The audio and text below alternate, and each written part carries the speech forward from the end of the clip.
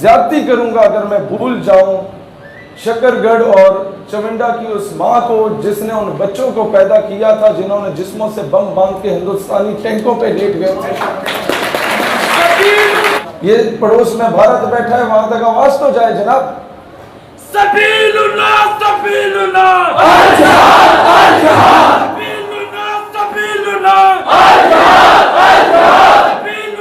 سبیلنا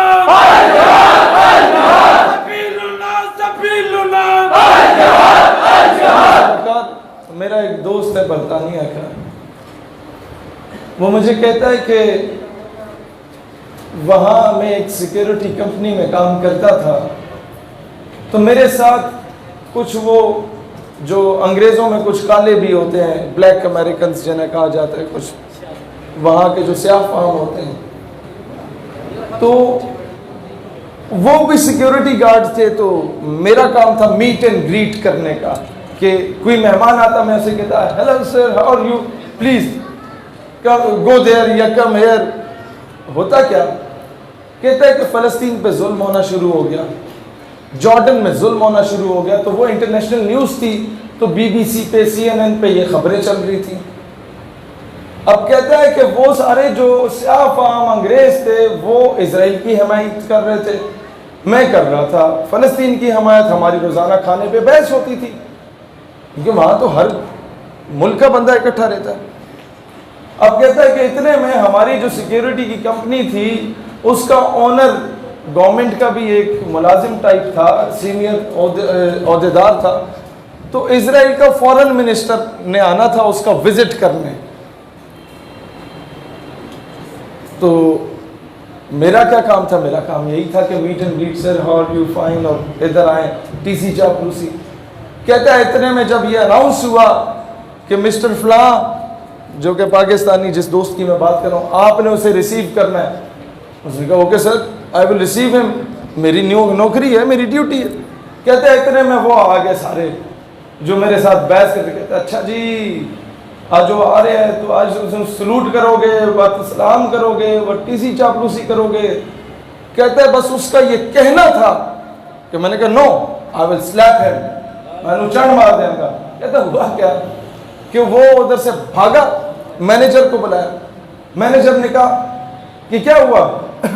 وہ انگریز کہتا ہے کہ مینیجر صاحب I swear to Allah, I swear to God that he said that I will slap him. میں قسم کھاندہ اللہ دی اس آکھیا بھی میں تھپڑ مار دیاں گا. اس نے جواب دیا you don't need to swear to Allah, تمہیں قسم کھانے کی ضرورت نہیں ہے. میں کہتا ہوں ہاں میں ماروں گا تھپڑ. کہتا ہے مینیجر کی ہوائیاں اڑی, اس نے پکڑا, لے گیا مجھے کمرے میں بند کیا, اپنے باہر سے تالا لگایا. اس کے اوپر بھی ایک کیمرہ لگا ہوا تھا اور سامنے وہ ٹی وی پڑا ہوا تھا جس میں باقی کیمراز آ رہے تھے. کہتا اب میں کچھ کر تو سکتا نہیں تھا, کمرہ خالی تھا.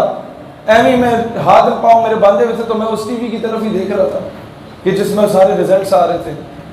کہتا ہے اتنے میں مینیجر بھاگے بھاگے اوپر سے کیمرہ دیکھ کے آتے, ڈونٹ لک دیر, اتھے نہ دیکھ, ٹی وی کی طرف کیوں دیکھ رہے ہو. کہتے ہیں اس کو یہ خوف ہو گیا تھا کہ کہیں میں ٹی وی سے نکل کے اسے تھپڑ نہ مار دوں. تم ذرا سے دلیر پڑو, دشمن کا خود ہی پیشاب نکلتا ہے.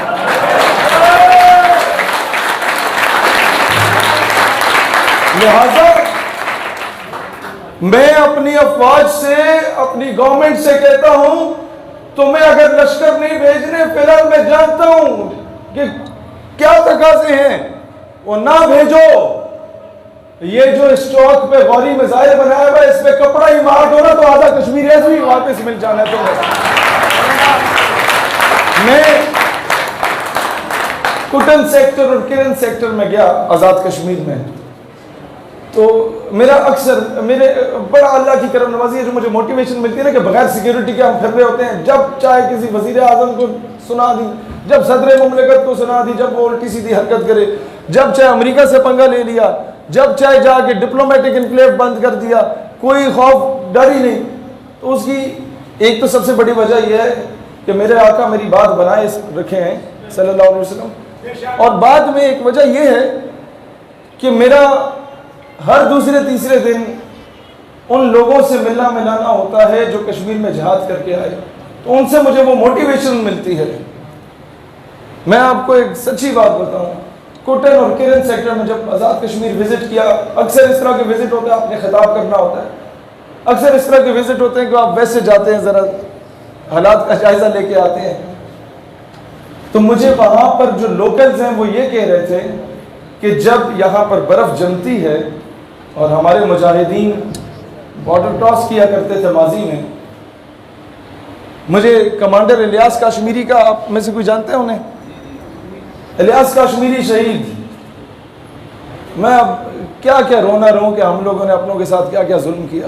خیر، ان کے ایک بڑے قریبی ساتھی مجھے ملے، کہتے ہیں کہ جب ہم لوگ بارڈر کراس کر کے جاتے تھے نا، اب یہ میں فوج کی بات نہیں کر رہا، فوج تو ٹرینڈ ہے، وہ تو دنیا کی بہترین آرمی ہے، صرف ان مجاہد کی جنہیں چند مہینوں کی ٹریننگ ملی، سول ٹریننگ ملی، اور وہ خود سے ہی انہوں نے ٹریننگ کی. کہتا ہم جب بارڈر کراس کر کے جاتے تھے تو وہ بنیا ہمیں یہ کہتا تھا، ہندوستانی پوسٹ پہ جو کھڑا ہوتا تھا، کہ بھگوان کا واسطہ ہے ہماری پوسٹ کو چھوڑ دو، ہم تمہیں کچھ نہیں کہیں گے، آگے جاؤ، آگے مارو، انہیں مارو. لہٰذا آپ ذرا سے دلیر ہونا، دشمن خود ہی بزدل ہو جاتا ہے. یہ قدرت کا قانون ہے. اور یہ بات غلط ہے جو ہمیں آ کے بتایا جا رہا ہوتا ہے کہ اسلام کہتا ہے کوئی ایک گال پہ تھپڑ مارے تم دوسری گال آگے کر دو. نہیں نہیں نہیں، اسلام کہتا ہے قرآن کا قانون ہے، خون کا بدلہ خون ہے، کوئی ایک لگائے رکھ کے دو چماٹ مارو. آپ کیوں جھک رہے ہو کفر کے آگے؟ جہاں یہ امن کا درس دیتا ہے وہاں پر کبھی اسلام نے یہ نہیں کہا کہ مسلمان ماں بہن بیٹی کی عزت کو پامال کیا جا رہا ہے اور تم چوڑیاں پہن کے بیٹھ جاؤ. اسلام تو پورے پورے لشکر روانہ کر دیتا ہے سندھ محمد بن قاسم کی صورت میں. اسلام تو وہ دین ہے کہ جب غیر مسلموں نے خط لکھا طارق بن زیاد کو کہ ہمارے ساتھ ظلم ہو رہا ہے، مسلمانوں نے نہیں لکھا، غیر مسلموں نے لکھا. طارق بن زیاد اپنی فوجیں لے کے چلا گیا کشتیوں کے ذریعے، سمندر کا رستہ تھا. اب جب دشمن کا لشکر دیکھا تو 10 گنا بڑا تھا. ہوا کیا کہ طارق بن زیاد نے جب دشمن کا لشکر دیکھا 10 گنا بڑا، اب میں آپ کو بتا رہا ہوں ایک سپہ سالار چیف آف آرمی اسٹاف یا ایک کور کمانڈر کو کیسا ہونا چاہیے. ہمیں اپنی تاریخ پڑھنی چاہیے نا. ہمیں پڑھایا مصطفیٰ کمال اتاترک، ہمیں اٹھا کے پڑھایا وہ یہی چودھری صاحب والی بات، وہ انگریزوں کے کتے نہلانے والے ہمیں آ کے نصاب میں پڑھایا جاتا ہے. ہمیں پڑھایا جاتا ہے سنڈریلا ماں باپ سے چھپ کے بھاگی بوائے فرینڈ کے ساتھ. طارق بن زیاد کے سامنے جو لشکر تھا دشمن فوجوں کا وہ کوئی 10 گنا بڑا تھا. تو طارق بن زیاد نے اپنی فوج سے مشورہ کیا کہ کیا کیجیے.